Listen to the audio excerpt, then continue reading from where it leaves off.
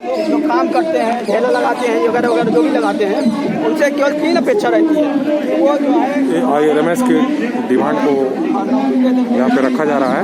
जंतर मंतर पे शांतिपूर्ण प्रोटेस्ट हो रहा है, उसके लिए इंटरव्यू चल रहा है। बनता है। अच्छा अभिषेक जी, बताइए 2 साल हो गए तैयारी वाले, क्या बोलते हैं कब आएगी नौकरी, कब लगेगी नौकरी? यही तो मैम सबसे बड़ी प्रेशर यही तो बन चुका है कि आज हम लोग किसी को मुंह दिखाने लायक नहीं है कि अगर गांव में जाते हैं, हालांकि जो है गांव में जाते हैं तो लोग ये बोलते हैं कि अच्छी तैयारी चल रही होगी, तो हम कहते हैं हाँ होती है, लेकिन उनको क्या बताएं कि IRMS उनको बारे में पता ही नहीं होगा IRMS क्या होता है। अब हम लोग जानते हैं कि IRMS क्या होता है, तो ये समझ लीजिए कि अब उन लोगों के सामने ये कहेंगे तो फिर वो लोग कहेंगे कि वो बहाना बना रहे हैं, लेकिन जो फैक्ट चीज़ है उसको कोई झुठला नहीं सकता है। ये सारी चीज़ें घर से फोन आता है, क्या कहते हैं कि आप पूछते होंगे कि भाई कब मिलेगी नौकरी, कब भर्ती होगी, क्या कहते हैं? बिल्कुल मैम पूछते हैं, और ये भी पूछते हैं कि भैया जल्दी जल्दी नौकरी ले लो, क्योंकि ये सरकार का कोई भरोसा नहीं है। जो प्राइवेटाइज हो रहा है चीज़ों को, जो सरकारी कंपनियां बेची जा रही हैं धड़ल्ले के साथ, रातों रात कंपनियां बिक रही हैं, ONGC बिक रही है, ऐसे करके BPCL बिक गई है, पता नहीं चल रहा है। और हवाई अड्डा जो एयरपोर्ट अथॉरिटी ऑफ इंडिया जो एग्जाम कंडक्ट कराती है वो भी बिक गई है। मतलब ये समझ लीजिए हर चीज़ बेचने में तुले हुए हैं। आज इंजीनियर का भविष्य भी बेच दिए। आप ये समझ लीजिए कि आज इंजीनियर का भविष्य भी बेच दिए। जो इंजीनियर इस देश का इंफ्रास्ट्रक्चर में सबसे बड़ा रोल होता है, इस देश को दौड़ाने में, शक्ति बनाने में, विश्वगुरु बनाने में हमारे देश के युवा टैलेंटेड, ऐसा नहीं है कि टैलेंटेड नहीं, बहुत टैलेंटेड है, लेकिन जब यहाँ जॉब मिलेगी तब तो यहाँ पे काम करेंगे। और उम्मीद क्या किया जा रहा है? उम्मीद ये किया जा रहा है कि 4 साल तुम जो है पढ़ाई करो, 42 सब्जेक्ट दो, सेशनल दो, सेमेस्टर दो, और उसके बाद जो है पकौड़ा तलो, ये उम्मीद किया जा रहा है। लाठी नौकरी, अगर नौकरी मांगोगे तो भैया लाठी खाओगे, सर फूटेगा। अब माई बाबू वहाँ खड़े होकर पूछेंगे घर से, भैया है भैया क्या हुआ, तो भैया जो है जवाब कहते हैं कि भैया बाहर न निकला। अब पता चला बाहर न निकला तो कमरा के अंदर घुस के मारे थे, कमरा के अंदर हुआ घुस के मारे थे, मतलब बाहर न निकला कोई दिक्कत नहीं। ऐसे आप देखे होंगे वीडियो वायरल हुआ होगा, दरवाजे तोड़ के मार रहे थे। आप समझ लीजिए, मतलब आप समझ लीजिए इस देश के युवा का फ्यूचर अंधकार में चला गया है। अब आप इससे जीता जागता उदाहरण इस डाटा के हिसाब से नहीं मिल सकता है। और यहाँ पे जितने जो लोग बैठे हुए हैं उन लोगों से जीता जागता वो जवाब नहीं मिल सकता है। जो डाटा लगा हुआ है, डाटा भी बता रहा है क्या स्थिति बना के रखी है इस देश का।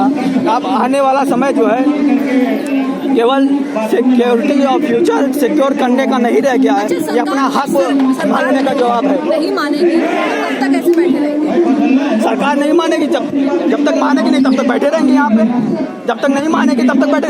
अच्छा ये बताइए, हम 12 घंटे तैयारी कर रहे हैं, कमरे से निकलते हैं, 10,000 रेंट देते हैं, इतना जो है सेक्रीफाइस करते हैं, घर से दूर रहते हैं, माँ बाप से दूर रहते हैं, जो माँ बाप से फीलिंग रहती है वो सबसे दूर रह के पढ़ाई करते हैं कि भैया चलो अच्छी से जॉब लगेगी तो अच्छी जगह जाएंगे, काम भी करेंगे, अपने माँ बाप को भी पास में रखेंगे। लेकिन जो है ये तो सारी उम्मीदें खत्म कर दे रहे हैं। जब जो जॉब की तैयारी चल रही है वो जॉब ही नहीं है तो किस चीज़ की तैयारी करोगे भाई, किस चीज़ की तैयारी करोगे? अगर फॉर एग्जाम्पल हम आपको उन लोगों को बताना चाहते हैं जो ये नहीं समझ पा रहे हैं, हम उनको बताना चाहते हैं जैसे आप एक दिमाग में लगा लिए कि आपको इलाहाबाद से दिल्ली आना है, आपको इलाहाबाद से दिल्ली आना है, तो आप यहाँ पे लगाते हैं भैया चलो रेलवे का टिकट ले लेंगे और दिल्ली वाला टिकट कटा लेंगे, पहुँच जाएंगे दिल्ली। अब पता चला कि जो है रेलवे स्टेशन ही दिल्ली का गायब कर दिए।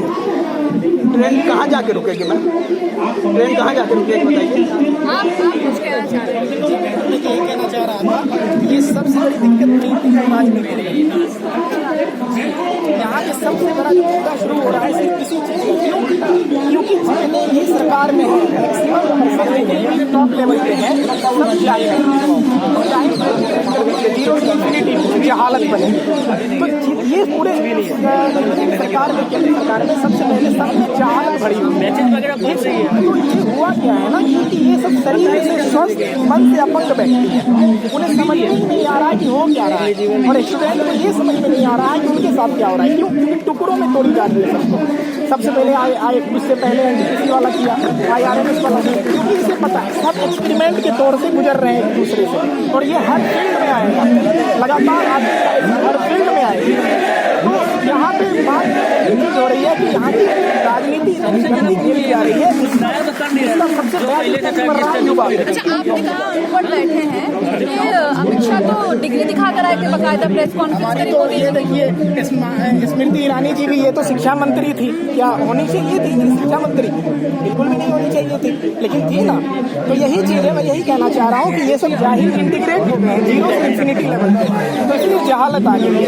तो इस कारण से बात क्या होती है ना कि अगर मैंने भी एक बहुत बड़ी भूल कर दी, मैं भी 12th के बाद अगर इंटर कर लेता तो शायद बीसीसीआई में सचिव तो बन ही जाता।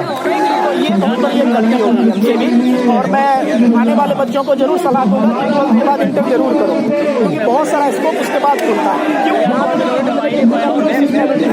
ऑफिसर बनने वाले सब बैठे हुए हैं यहाँ पे रोड पे, ये कहाँ, ये हमारे देश में बन रहे हैं। ये बहुत खराब बात है, ऐसा नहीं होना। मोदी जी कहते हैं, अभी भी भाषण में कह रहे हैं कि युवाओं का भविष्य हमने साकार कर दिया है। वो कैसे बोलेंगे कि हमने बिगाड़ दिया? उन्हें शर्म नहीं है कि वो प्रधानमंत्री है, हमारे माननीय प्रधानमंत्री, तो उनको शर्म आएगी ना ये बात बोलने में। तो वो तो बोलेंगे कि सुधार दिया। तो आप कैमरा रहे हैं, सब इंटेलेक्चुअल ऑफिसर की तैयारी कर रहे हैं, सब यहाँ रोड पे बैठे हुए हैं, ये सुधार है?